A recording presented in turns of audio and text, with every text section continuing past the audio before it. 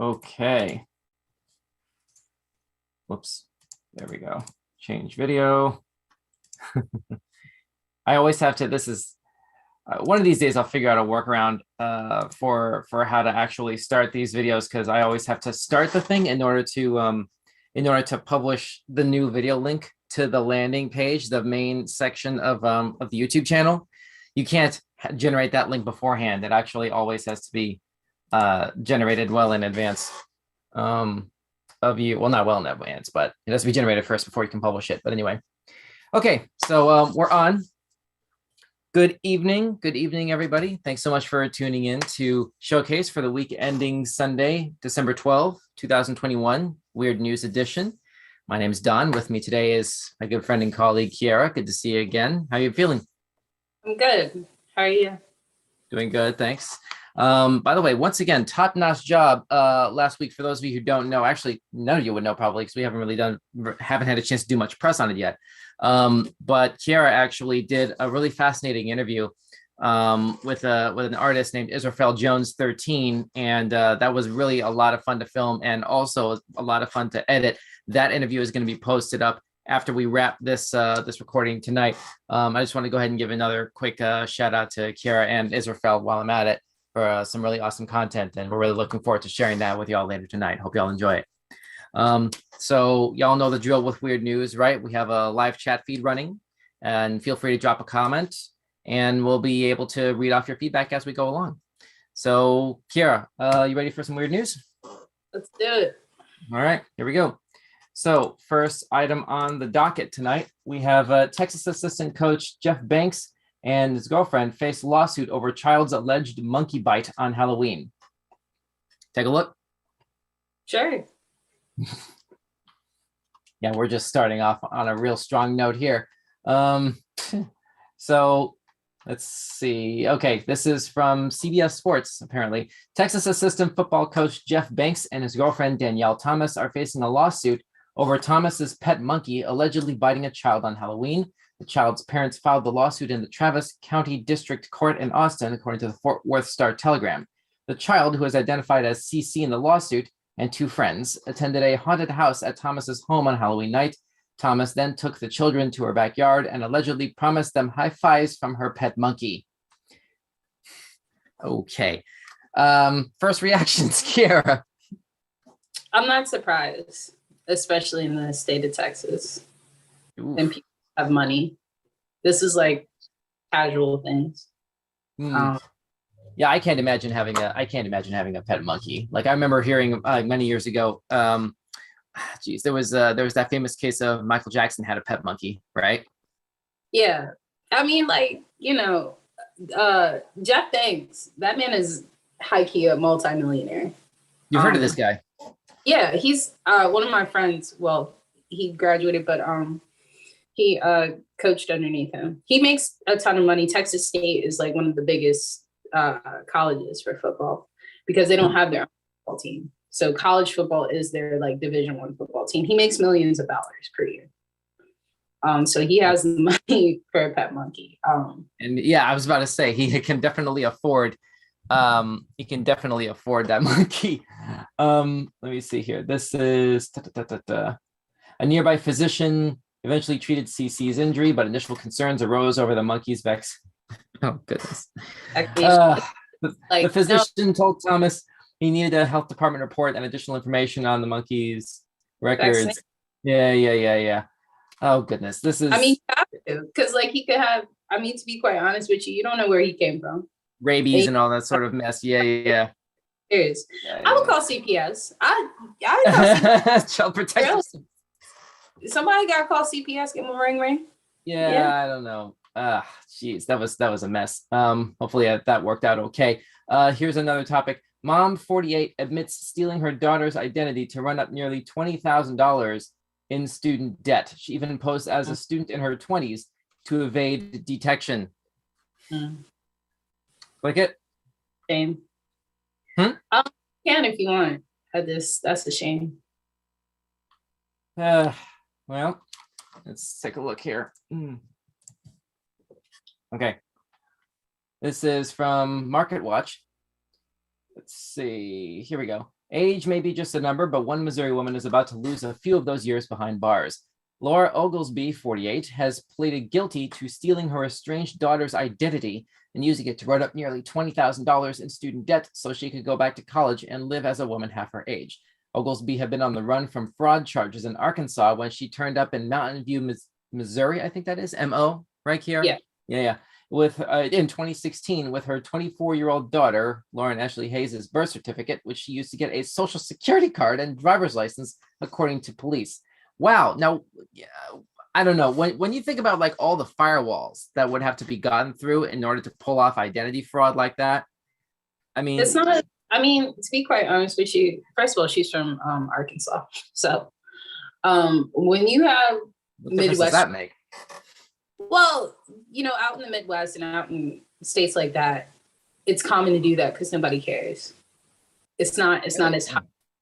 Like it's a smaller, there's less attention to crime than it would happen in Chicago type bit.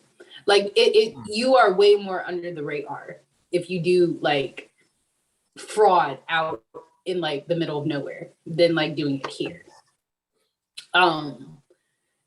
Doing fraud in general, it's not as hard. You just have to know the right people and know the right things. So we should probably like move on from that before we say too much on this. I mean, I'm just saying, go ahead. Because it's her kid, like, I don't know the laws in Arkansas, but like, you know, because it's her child, she has that entitlement by, you know, law to have those type of documentations. If that's her kid, so she finesse and in the most legalist type way possible. Oh boy, you know? This is interesting. 24, she don't look 24 though. So I don't. 24, she doesn't look 24. I don't know. No. Okay. Well, let's see. Oglesby also got a job at a local public library reading stories to kids and lived her life in the town pretending to be a 24-year-old woman, police said. In 2018, detectives in Mountain View caught wind of the situation after receiving a call from authorities in Jonesboro, Arkansas, saying Oglesby was wanted there on financial fraud charges and was believed to be living in southern Missouri. A record search revealed that someone had recently gotten a driver's license and social security card issued in Oglesby's daughter's name in Missouri. Detectives looked at the photo on the driver's license, and while it looked quite similar to Hayes, it appeared to be a woman significantly older than 24, police said at the time, according to KY3 TV. Here we go. She faces up to 5 years in prison and will have to pay back $17,521 in restitution to the university, plus restitution to her daughter. As she should. There you go. On Monday, Oglesby pleaded guilty to one count of furnishing false information to the Social Security Administration. She faces up to 5 years in prison and will have to pay back $17,521. Yeah, there you go. An attorney for Oglesby didn't immediately return a message seeking comment. Crime doesn't pay, I guess, is the takeaway from that. Ultimately. For lack of a better sort of like resolution statement for that. Anything else on this before we move on? No, just okay. She worked smarter, not harder. That's what she was trying to do. That's all. Well, the smarter part can be debated, but anyway, let's move on. Next item on the docket. This is from Ripley's Believe It or Not. Here we go. Thousands of honeybees rise from volcano ashes. So that's a level of reassuring for those of us who follow climate news. I don't know if you're familiar with colony collapse disorder, like the ongoing plight of the honeybees. You know, that's one of those like linchpin species. That their population is endangered. Well, not endangered, excuse me, but there is at risk of dwindling like that. About 50 days after this is from Ripley's. About 50 days after a volcano eruption caused a buzz around the Canary Islands, thousands of honeybees emerged from the ashes after having sealed themselves in their hives to weather the lava flow. The Cumbre Vieja volcano violently erupted in September, firing off a wave of lava that destroyed homes, businesses, and churches around the resort island of La Palma, leaving little in its wake except for some busy bees. Wow. I think I remember seeing something in the news about this. That this was September when this happened.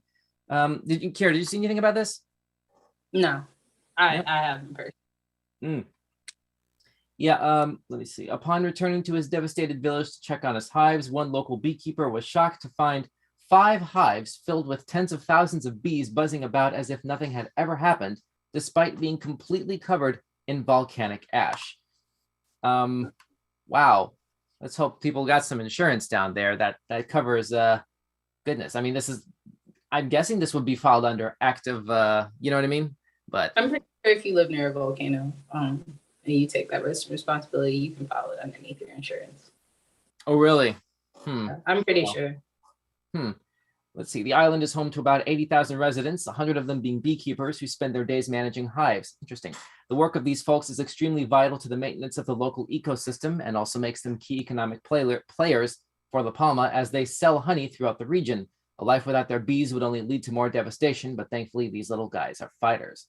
Like that's very reassuring to know that apparently this species is more resilient than we've been giving them credit for, given everything that's been happening in the news lately with, like I said, colony collapse. This is yeah. Any last comment on this, Kiera, before we move on? Bees. Shout out to the bees. Exactly. Shout out to the bees, without whom we would not have plants or animals or us.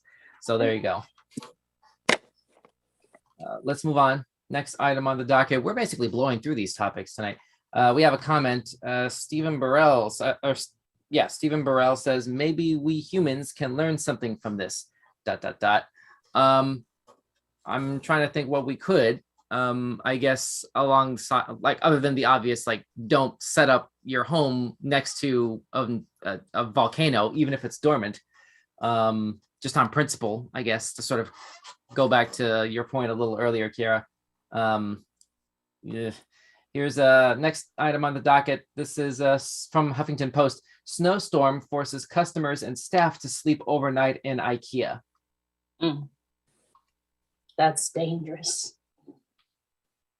I mean, there was once upon a time IKEA, I don't know, they had a bunch of lawsuits against them because their furniture is faulty. Oh yeah, I heard about that. Yeah. On that. That's dangerous. I don't know. IKEA is a fun store though, and they have really good food. Those meatballs slap, but I don't know that furniture. Really, you get lunch from IKEA? Really? Well, I haven't been to IKEA in quite some time, but I remember like the first time I went. It's huge, and I was hungry, and I had their meatballs. It was good.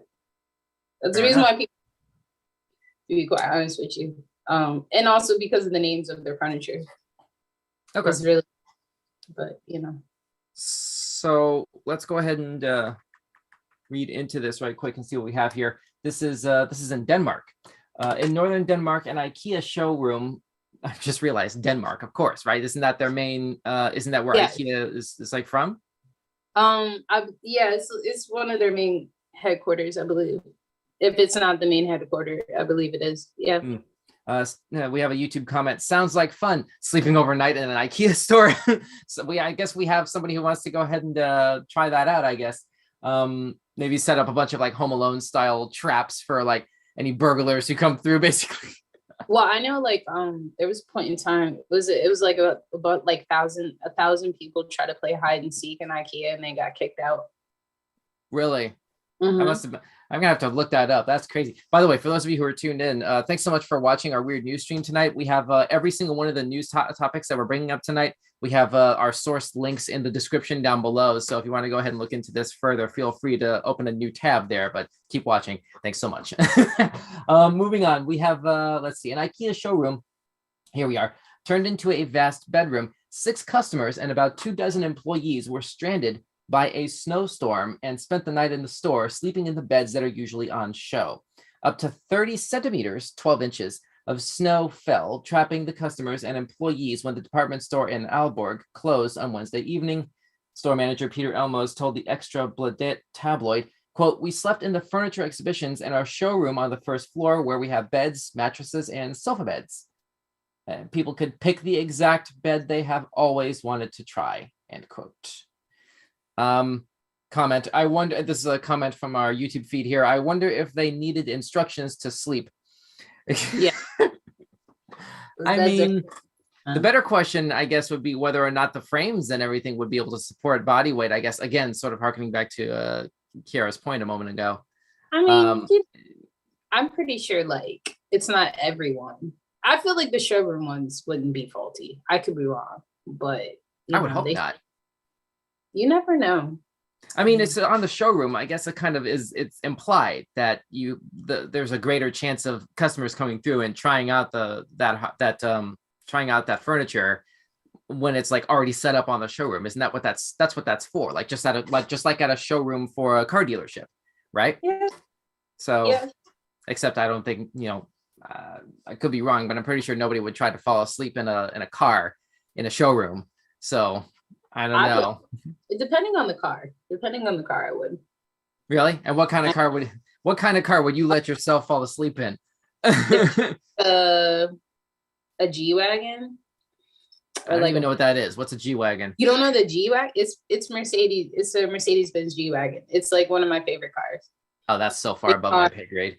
It's a luxury car. It's mad expensive for no. Well, it is expensive for a reason, but like the interior and the exterior, to be quite honest with you, I feel like you could sleep in that car. Wow. Well, it must be really comfortable for that. I don't know. I've never been in one yet, but I've seen one, and they look like it's like the perfect car that I would take for a long drive. Bucket list then, I guess, right? Let's see. Elmo said they spent the evening watching television and eating, adding it went super well. It's been a good night, all fun. It's much better than end quote. Sorry. Go ahead. Oh no. You tell me I get to sleep at my job. That means I'm going home the next day. I'm not coming back for another 3 days. Spend the night at work and you expect me to go back at work. That's not how that's gonna work out. I mean, no. Does that count as hazard pay? I'm just now realizing. I feel like trapped in the store. I feel like it should, but it probably isn't. They, it should be, to be quite honest with you, but it's not. But the least that you could do is give me vacation pay, because I'm not. Exactly. Do they even have working showers? Do I even get a chance to shower in there? And would the showers work? Exactly. Would the instructions work? Would you have all the parts and the instructions you need to build a shower that would work? Yeah. Then you have to get the plumbing to. Never mind. All right, moving on. I think we stayed a little bit long on that topic. We should probably move along. Next item. This is from UPI. More than 40 camels disqualified from Saudi contest over Botox and enhancements. I didn't even know you could give camels Botox, but okay. Let's camels, bro. Camels I don't know. For water and go about their business. What are you doing? Organizers of a beauty contest for camels, in Saudi Arabia said 43 animals have been disqualified for receiving Botox treatments, facelifts, and other cosmetic procedures. Officials with the month-long King Abdulaziz Camel Festival in the desert northeast of Riyadh said examinations of the camels entered in the beauty contest revealed 43 of the animals had received Botox injections, facelift procedures, hormone injections, and other banned enhancements. Kiara? They're gonna die. That's the crazy part. They're gonna die. Man. Okay, that's animal cruelty. I think we can agree there. The contest, which carries a price of $66 million for the winning animal's breeder, features judges rating the camels based on the shapes of their heads, necks, and humps, as well as the camels' dress and postures. Officials said advanced technology was used to screen the camels for artificial enhancements, and 43 of the camels were disqualified due to the findings. They said it was the highest number of disqualifications in the contest's history. Yeah. $6 million. Yeah, but $66 million. It doesn't. Come on, forget about it. Like, forget about the price tag. I think I would have thought, like, we're in 2021. I thought we were past the point of just shamelessly objectifying camels. I mean, they are not just pieces of meat. Like you can't do that. Oh, YouTube comment: fake humps. I mean, for real, $66 million. Like, yeah, is it tax free? If it's tax free, so $1 million. I don't know how that works in Saudi Arabia, stuff being taxed. Like that. I don't know enough about that. That would need further research to be able to like dive in any further into that. But apparently, whether the answer is yes or no to that question, it stands to reason that it was at least worth the risk for the owners of those 43 camels. I don't know, but that's definitely weird. Moving on. Let's see. Next item on the docket when it loads up the rest of the way. Here we go. Goodness gracious. This browser always takes a hot minute to load up properly. Here we go. There we go. All right, now. Here we are. Oh, and another comment. So yeah, speaking of pageants, the Miss Universe thing is on tonight, apparently. That's another thing. I actually saw something in the news about that. So yeah, this actually was kind of timely about the camels. Oh wow. Sort of, if you're into that sort of thing.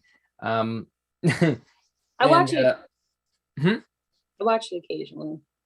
Really? You watch the Miss Universe contest? Well, yeah, once upon a time, one of my good friends, she did the pageant, and it's cool to watch occasionally. Like it's interesting-ish, but it's, the pageant world is scary. It's also very boring, but it's cool to watch sometimes.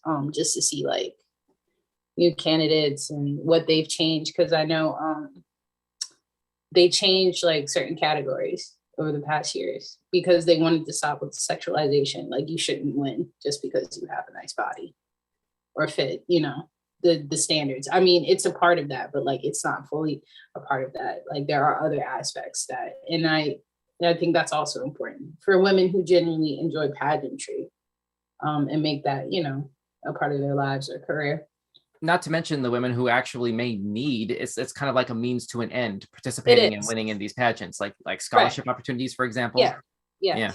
I know like the past years I watched just because more women of color have had the opportunity of winning. That's really why I gained interest. And so, but I didn't know what was going on this year. But it is kind of interesting to watch just to see different backgrounds and I don't know. Okay. Well, good luck to those contestants tonight as well then, in that case. Moving on, this is another from UPI. Sisters in their 70s meet for the first time thanks to a DNA test. Check it out. Oh, wow. That's sweet. Sure. I like good news. There we go. All right. Let's load into it here. So let's see. Harriet Carter, 76, who was given up for adoption at birth, found out she had a sister, Linda Hoffman, 73, when both women recently signed up for Ancestry.com and took DNA tests. Hoffman said her parents never told her she had an older sister who was born when both parents were 18. Hoffman told KMGH-TV, quote, "I had a message from Harriet saying, I think we might be related. We were 100% matched, but our parents never told a soul ever," end quote. The sisters got to know each other over the phone during the pandemic and finally were able to meet face-to-face this week at Denver International Airport. It looks like we have a YouTube video attached to this. Let's see if we can load this up here. After 73 years, two women living in different states found out they are sisters. So one of them lives in Lakewood, and today the other sister flew in from California. Denver 7's Gary Brode was there as the two met for the first time. So excited. I can imagine what she's thinking. Linda Hoffman is just minutes away from meeting her older sister for the first time. I just want to take off running, when I see her. Their face-to-face encounter has been nearly 2 years in the making. I had a message from Harriet and said, I think we're related. The long-lost sisters found each other by a perfect accident, with Hoffman and Harriet Carter both signing up for Ancestry.com. Carter was given up for adoption at birth when her parents were 18. Their parents both died decades ago, taking the secret with them. We were 100% match, but my parents never told a soul, ever. Hoffman and Carter have been talking over the phone nearly every day since. Oh wait, that's her. Hello? Where are you? But because of the pandemic, they never met until now. Oh my God, that's Oh, let me see you. Your glasses are all. There you are. Finding more similarities than they thought possible. You do look like me. I do? Yes, I can't believe how much you look like Mom. Your mom, yeah. Our mom. Our mom. Our mom. I can't quit staring at you. Even before leaving the airport, the two sisters take a step back in time. Okay, this is our mom, Okay. and that Yes. looks just like Lulu. My little picture, I'll Yeah, find those. yeah. That I look just like that. A glimpse of memories missed. This picture's sad because you're not in it. To see all those pictures, that just Oh, my heart. the love and the bonding and the closeness. And now as I get older, especially relevant. As the two get to Hoffman's home, the 76-year-old Carter is greeted to a special room of Christmas decorations for her arrival. Look at this. I love poinsettias too. It's not the time missed they dwell on, instead, cherishing the time they have left. I think we found each other when we were supposed Oh, everything happens when it's supposed to anyway. I'm Gary Brode, So nice. Thank you so much. I love you. I love you too. Denver. Aw. So so, sweet. so Kira, what would you do if you knew you had a long lost sibling? To be quite honest with you, I probably wouldn't believe it. That's just for me in my situation because I'm an only child. So I would have a lot of questions. Hey, so am I. Like, I don't have any blood siblings either, but I think I would freak out a little bit. I think that's sweet. That made my heart happy. But yeah, no, I'd be excited. I think it's, that's a sad thing. But I'm glad that, I like her positivity. And I don't know. It was just that was a sweet thing to watch. She said the picture is sad because you're not in it. My heart. That's a genuine thing. I like that. That was nice. yeah, we can definitely follow this under positive news. That really like warms the heart for like goodness. Like next week is Christmas. Like we need more happy topics like this. Let's move on. Let's see. Next item. Once again, thank you those of you at home who are tuned in and streaming along with us, either live or on demand. Oh, we have a YouTube comment right now. Find out if they're rich. Ha ha ha ha ha. That's it. Or like laughing emoji. Secure the bag. Yes. I hope no, for real. I hope long lost sibling is rich, Well, I mean, the money doesn't matter so much here, so like whatever the answer to that is, like, this is one of those things that, it's pretty much all other context for the first meeting here, especially that would not have happened if not for that ancestry website, because like the news piece said, like their parents basically took this secret to the grave. Neither of them knew about this. So there you go. But that's really a positive thing for this time of year, especially. This is another item from UPI. 15-year-old becomes youngest graduate of University of Nevada, Las Vegas.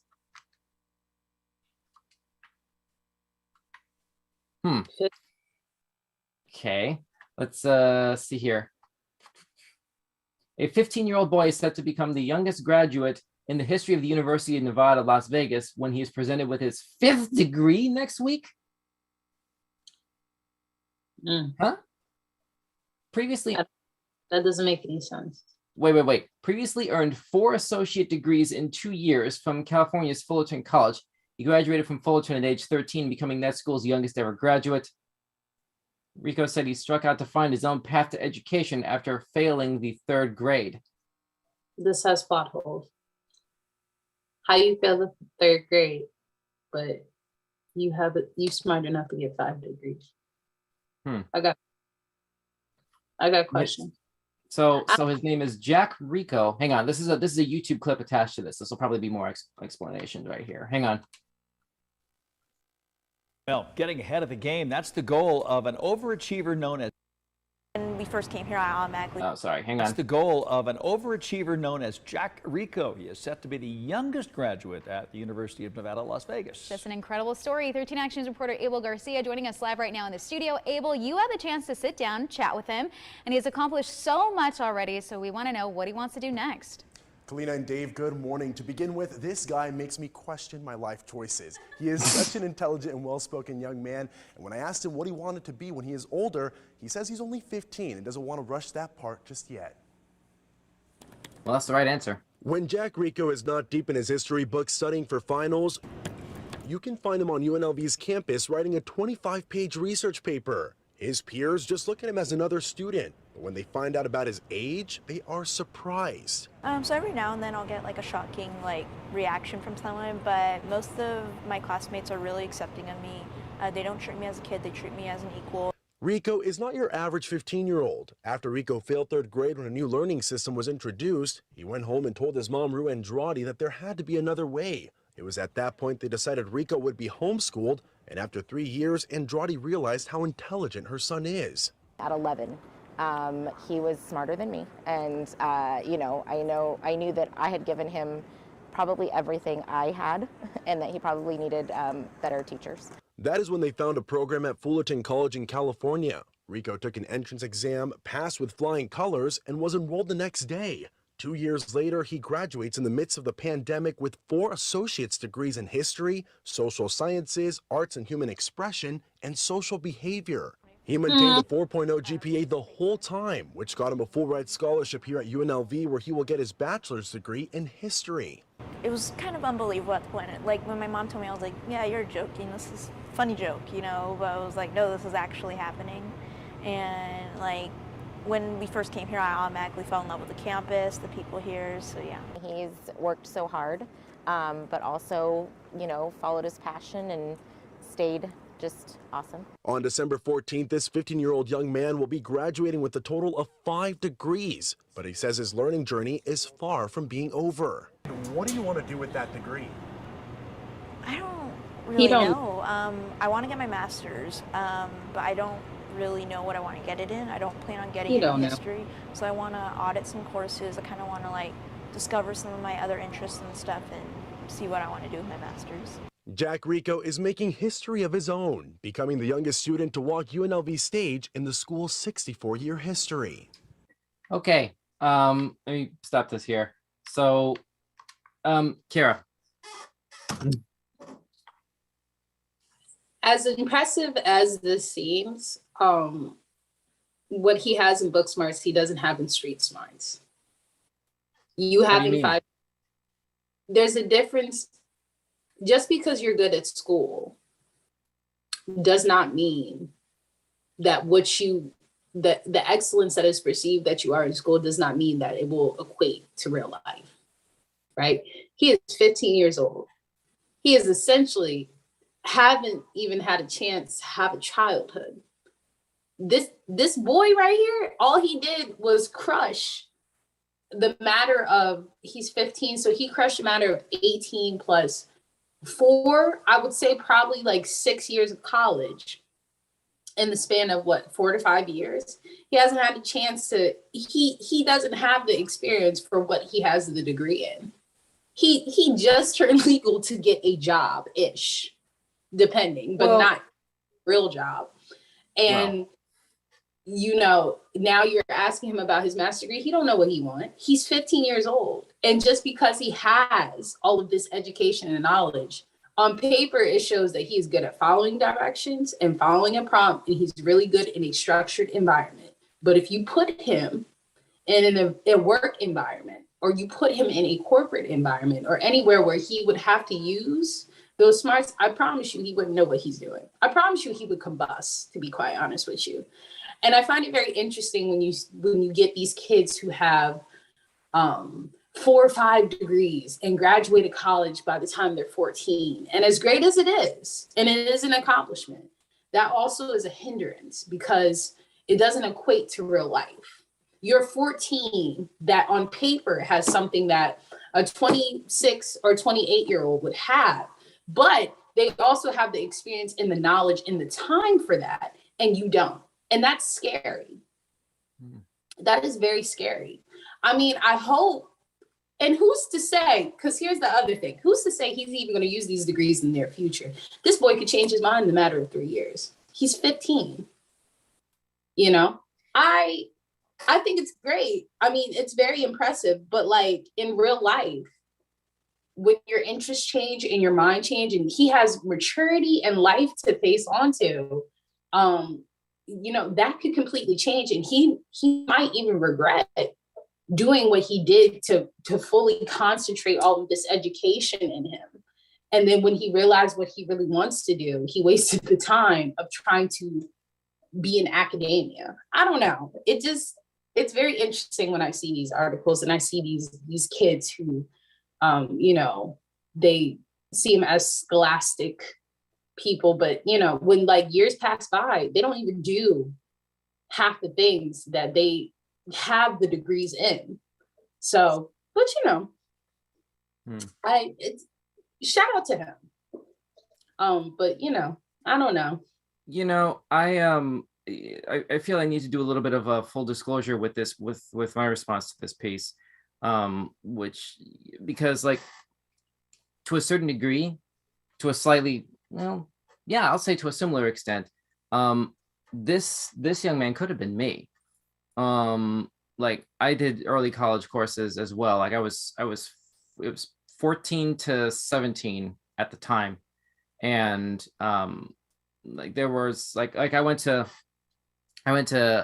Santa Monica, Cal State University, Los Angeles, West LA, and you know, this was roughly during that time period, and I took a significantly different approach for a series of different personal reasons, basically where I wanted to take a more entrepreneurial approach to my education about life above and beyond what you learn in the confines of a classroom.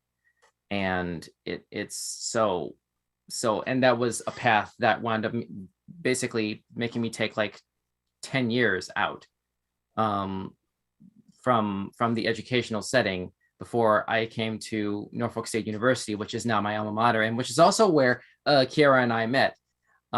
It's also worth mentioning. And Thurgood, our colleague on the show, Thurgood, is also an alma mater of Norfolk State. It's worth mentioning that as well. So I say all that to say, I can relate to his background in a certain sense. And a part of me is inclined to agree with the point that Kiara is trying to make here with regard to the difference between book smarts and street smarts. And I mean, the fact is there are different kinds of intelligence, just like there are different kinds of personalities and different kinds of people in the world.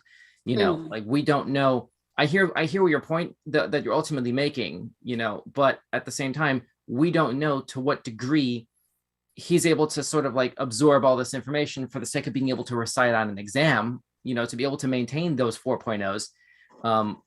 We don't know the extent to which he was able to do that. If it was like really just as easy as breathing, hypothetically, let's say, then of course he's going to be able to have a lot of time left over to be a kid outside of the classroom. Like who says he doesn't have friends and stuff like that, like outside of that? I'm pretty sure he does, but at the same time, it takes a certain type of discipline and isolation to have 5 degrees like that at 15. He can't be going home playing video games, not with college courses like that. And you know, as great as it is that he has that higher level of IQ or intelligence or whatever, it's also like, that's a lot of time. It's a lot of time. And he doesn't have a goal in mind. Like he hasn't even set on what he wants to do in his life. It'd be different if like he graduated in a consistent degree. Like if this was medical school and he had it in his heart to be a doctor or residency or a surgeon, that's fine. Because at the end of the day, you have something in mind with this. But like right now, he has multiple degrees and multiple things and he doesn't know what he wants to do. That's a little concerning for me. I mean, it just, because, you know, he's a child. He is a child. Like he, you know, yes, he should be challenged. I think at the end of the day, his mom made the best decision because she saw that the school system failed him and told him. Homeschooling you're talking about. Yeah. Well, no, what I'm saying is before she got into homeschooling, this is what I'm gathering. He went to the school system and he failed 3rd grade. right? She, in her mind, the school system failed him because they was not sensitive or privy to how he needed to learn. That they just kind of did it in one setting and told him, this F makes you a failure. You are not smart. And she knew better. So she pulled him out and homeschooled him. And he had the opportunity to discover how he needs, what setting or whatever he needs to do to learn and comprehend and educate himself. And this is how I'm presuming he was able to get these 5 degrees, because he was able to experiment and freely learn what he needed to do or whatever steps he needed to take in order to obtain information and really educate himself. Because in the school system, the problem is that not everybody learns the same.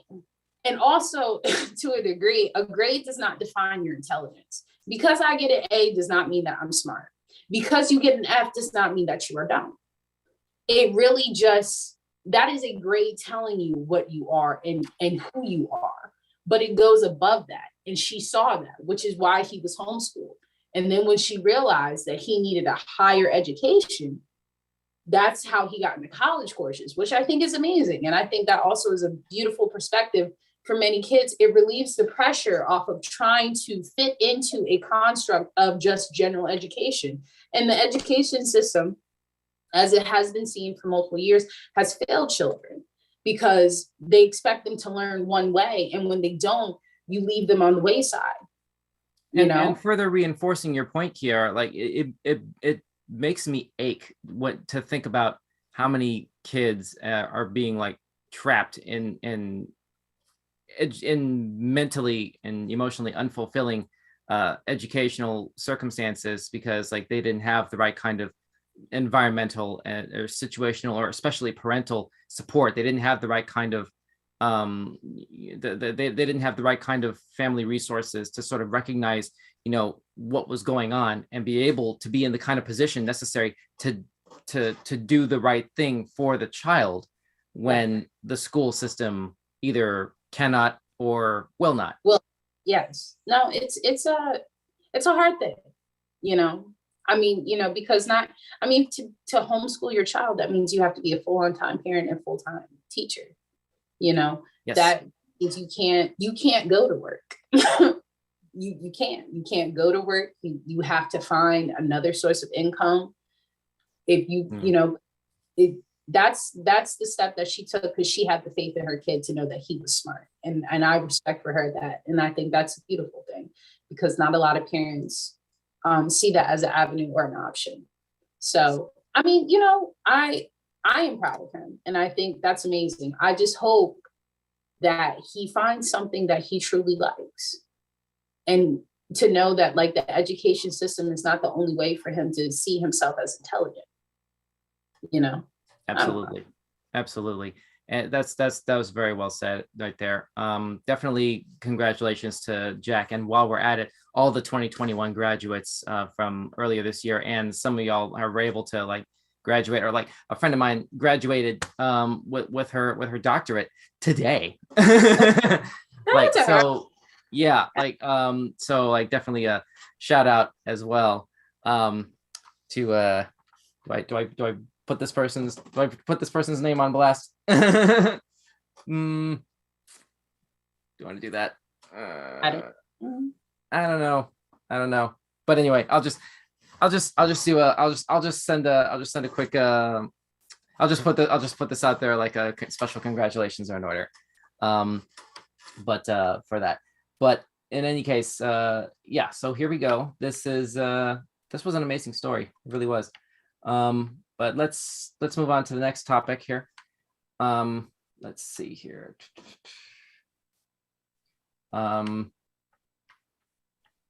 Next topic on the docket. Here we go. We have about maybe 10 minutes left before the top of the hour. I'm going to see how many more we can get through. We're not going to be able to get through all of the ones that I was hoping we'd be able to do tonight before the hour is up, but all of the topics that we had found for this week are in the description down below. For those of you who are tuned in and are curious about what else we found for this week, if we run out of time, they're all there. So that's at least a positive bit of preparatory research that we managed to do before we went live tonight. This is from UPI. 232 skiing Santas take to the slopes at Maine resort. So y'all out, not y'all out. Okay. It was Santa Sunday at Sunday River Ski Resort in Newry. More than 230 people donned their best red suit and hit the slopes, ringing sleigh bells all the way before dashing through the snow. All the Santas made a donation to the Sunday River Community Fund. Is that a which Grinch supports Santa? local education and recreation programs. Somebody This year's dressed event up as raised the Grinch. over $5,000. Wow. Look how much fun they're having. Oh, that's great. Slopes don't look super snow covered, so you had to do something to kind of like make the weekend fun. So that is so much fun, though. Love that event every year. So, I like Kiara, first reaction? I like the Grinch Santa. Grinch Santa. Kind of like make the weekend fun. Right. So that is so much fun. Sounds like Love fun. There we go. You know, I mean, it was for a good cause, and that's cool. Yeah. So cool. Nothing. No other thoughts on that? I mean, pretty much the story kind of like said everything, basically. Yeah. No, I think that's cool. Cool fundraiser. Dope. All right. Let's move things along really quickly here.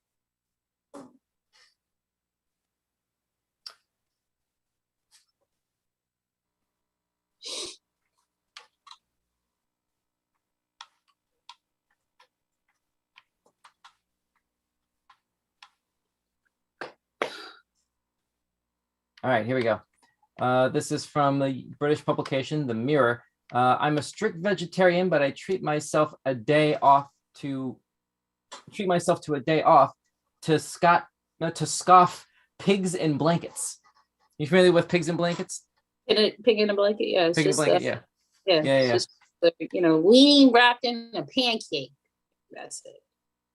It's what? It's a weenie wrapped in a pancake. Oh, weenie. I see what you're saying. Yeah. Read it. Sure. I mean, you can say no. It's fine. Like, we have the links in the description if people want to see it. But no, I find it. Sis is not a strict vegetarian. She's just an occasional vegetarian, and that's okay. I have a confession to make. I'm a vegetarian, but I'm also a pigs in the blanket addict. It's 4 p.m. on Christmas Day. You can picture the scene. The light is fading. The selection box has been emptied. The dinner plate's cleaned. The argument over whether to watch Home Alone or How the Grinch Stole Christmas, hey, nice little segue, has finally been settled without injury, thank goodness. And Jim Carrey can sigh in relief that the #1 Christmas film of all time has again won out. As my family gathers around the screen exhausted, I'm putting the last of the clean dishes away and covering up the leftovers. Let me see here. Here we go. The meat leftovers from Christmas dinner are sitting on the turkey dish, the only one left uncovered. 5 perfect, neatly wrapped, rather smug-looking sausages line the side of the plate, each cuddled up in its own bacon blanket. Is this person like pitching a novel? This is like the premise to like. Yeah, I think it's like a Dear Diary type thing. I know. They're practically this. Oh my God! See, now it's turning into like a one of those like. I almost said like Dear Penthouse sort of things, but like one of those kinds of things where you like, or a Dear Abby sort of thing where you write into a publication. Drafts, and it wasn't supposed to be released to the public. That's and yet here it is. They're practically calling my name. I shouldn't. I definitely shouldn't. That third mince pie was already a huge mistake. There's only a certain amount of food a human could take before exploding, right? Quick as a flash, my fingers dart out uncontrollably. 1, 2, 3 enter my mouth, one after the other. Oh my goodness. Well, so there you go. There's the offending plate in question. Oh man. I mean, yeah. So I guess sort of the takeaway from this is like, goodness, when you are that prone to falling off the wagon. I guess you can't really call yourself a vegetarian anymore. I don't think. I mean, right? Because there's like a pureness that comes with that, isn't there? I think it's just like, how can I put it? In the vegan vegetarian world, it really is just like, you got people who like strict. When you say you're like a strict vegetarian, You got people like when they go into the vegetarian vegan world, they do like a cold turkey thing, right? I think she tried to go into this cold turkey, right? Oh, I'm so healthy. I do my clean juices, and she eats her celery, and she don't do no soy, whatever. But you know, I'm gonna be honest with you, that life ain't meant for everybody. And that's okay. It don't make you a bad person. You know, you get the cravings. You can't eat meat for, you know, half of your life and whatever, you know, and that's fine that she stopped. I don't discriminate, but like also know that it's a process. It's a process. Like you can't hide the fact that, you know, you be vegetarian for 6 months and you'll still crave meat. It happens. It's no different than when you go on a diet or a cut. Like when you eat healthy, but you still have cravings for eating a pizza, you know, at 2:00 in the morning. Like it happens. I think this is like, it's just, you know, it's like the secret confessions of people who try to be like hardcore vegetarians and vegans and like shove earthlings into everybody's face to say like, here I am, a moral person, and I have a way clean, better body than you. But like also you have your same struggles, you know?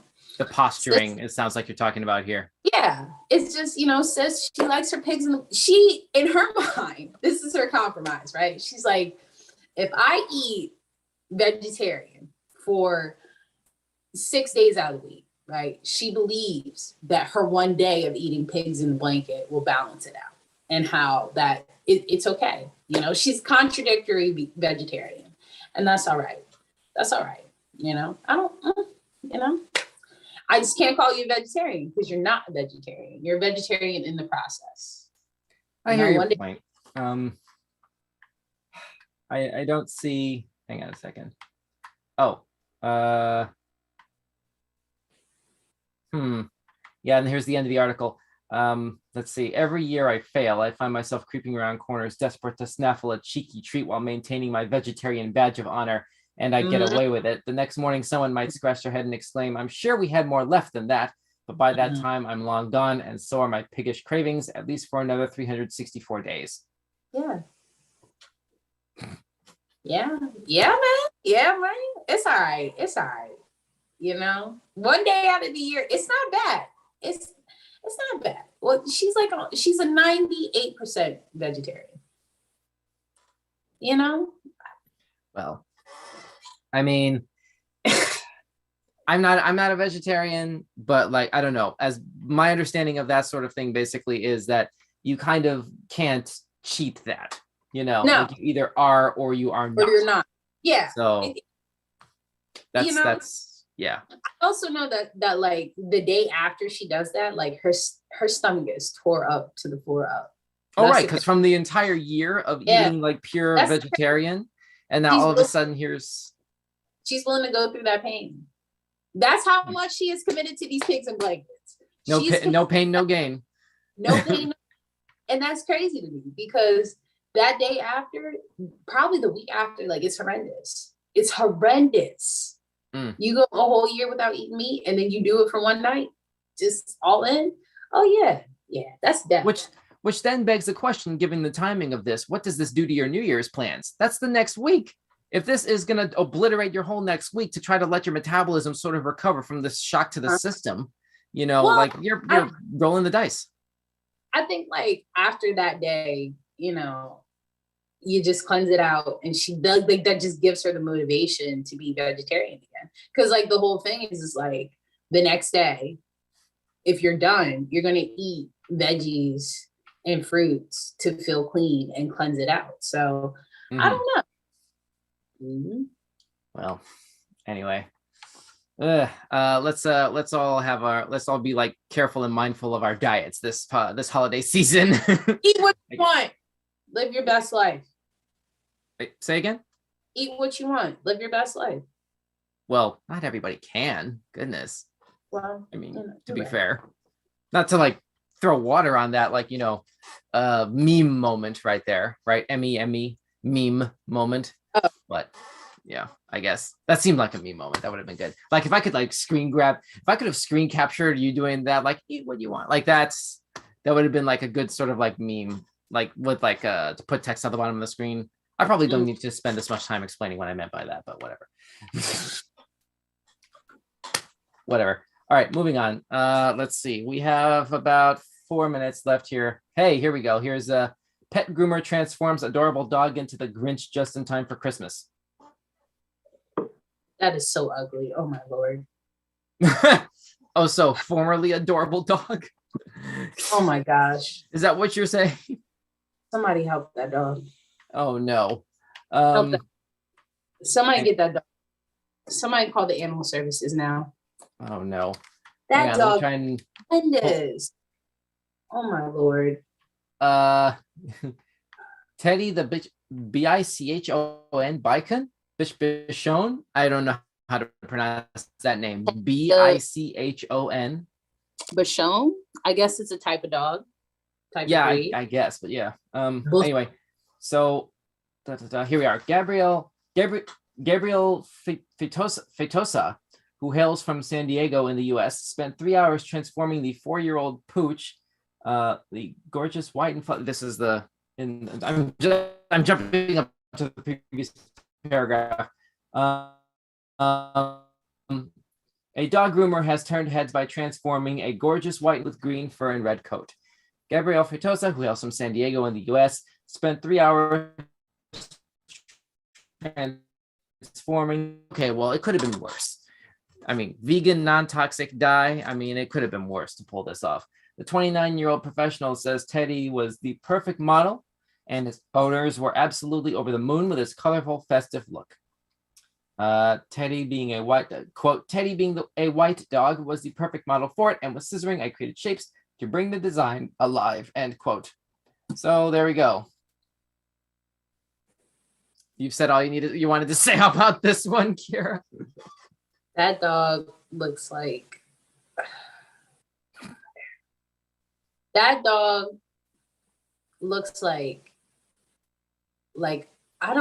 don't even have any words for it. It looks wrong. I mean, you know what the word is? He looks so happy. Well, that much is true. Oh shoot. The stupid webpage navigation kicked in. Rancher gone wrong. That's what. Say again, Kiara. I'm sorry. Jolly Rancher just gone wrong. Jolly Rancher. I don't even remember the last time I had Jolly Ranchers. Goodness. That cost $280. $280 American. Hang on. Stop it. This kind of styling on a small dog starts at $280, and the price goes up depending on dog size. For bigger breeds, the starting price is equivalent to $500 American. $280 dollars to look ugly like that. My God. I'm doing something wrong because I could be doing that. What? It can be frustrating. I know. So the groomer says, quote, people really love it. Some are concerned for not knowing how the process is done and if it is safe, but I assure you it is completely safe. The dyes are developed specifically for pets and all the ingredients on the dye are FDA approved, end quote. So, okay, at least as far as animal safety, client safety, and as far as, I guess, grooming ethics, I guess, can we call it that? There's the bases are covered there. Sorry, go ahead. I don't know. Do groomers have ethics? Well, I mean, that does seem like an awful lot of money to charge to do this. That's a lot of money. I mean, that's a scam, man. Anyway, all right. It's coming up on the top of the hour. Let's do one more and then shut this down. Let's see. Last one. This is from timesnownews.com. Woman baffled as pet chews off her hair while she was asleep and shares photos. Okay. Yeah, your face right there. All right, let's take a look. Here we go. So, oh, that's convenient. Key highlights right here. Wow, look at this picture. The mischievous pet in question is a 3-year-old guinea pig named Dixie. The pet owners shared the story on TikTok, after which it went viral with over 10 million views. Gara Sullivan said her pet had never chewed on her hair before this. Why is this the first time? What? Say again? I said, why is this the first time? What made it so special for it to be the first time? I don't think this was the first time. I think she's lying. Well, it's at least probably one of at least one of the earliest times that something like this was actually photographed. I guess. Was she asleep or something? Yes, it doesn't get close. The rest of this is blank. I can't tell on this browser if they embedded the TikTok clip on here, but let me see here. I'm trying to find. Here we go. Okay, this is in the middle of the news piece. Sullivan said she returned home from a Thanksgiving dinner and snuggled up to Dixie, the pet rodent, on her bedroom floor. As she had a drink or two at the dinner, she was fast asleep, but the following morning, she looked at the mirror and found her fringes had gone half missing. Dixie chewed on it while she was asleep. She said in the TikTok video, say again? I said, why wasn't Dixie in her cage? That's a valid question. She says in the TikTok video, quote, so sometimes when I'm drunk, I like to get my naked guinea pig out and sleep with her on the floor. LOL, I know, crazy. So on Thanksgiving Day, I wake up to pee and catch a glimpse of myself in the mirror. This chick done ate my bangs off, end quote. And that whole part is in all capital letters. And the clip now, the TikTok clip with this has now garnered over 10 million hits on YouTube. So there you go. TikTok, excuse me, on TikTok. Getting drunk and sleeping on the floor? Man. We have a YouTube comment here. Lucky that's all this is a female. Luckily that's all she chewed off.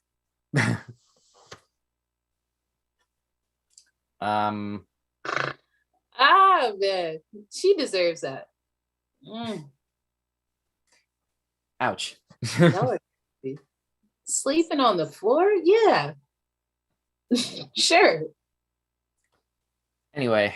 Okay, so let's go ahead and wrap this up here. Good grief. That was definitely a weird note to end tonight's weird news stream on.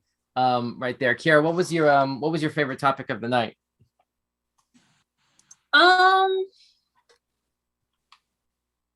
I go with the B one. The B one? Rising from the ashes. I like it.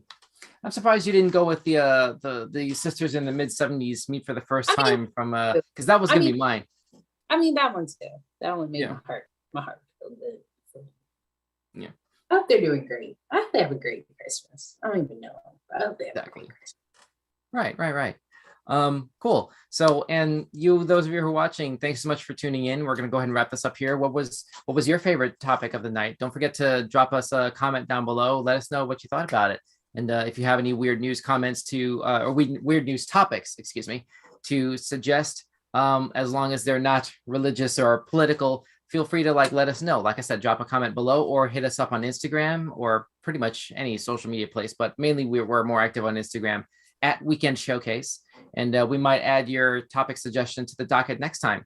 So that's pretty much it. Thanks so much for tuning in tonight.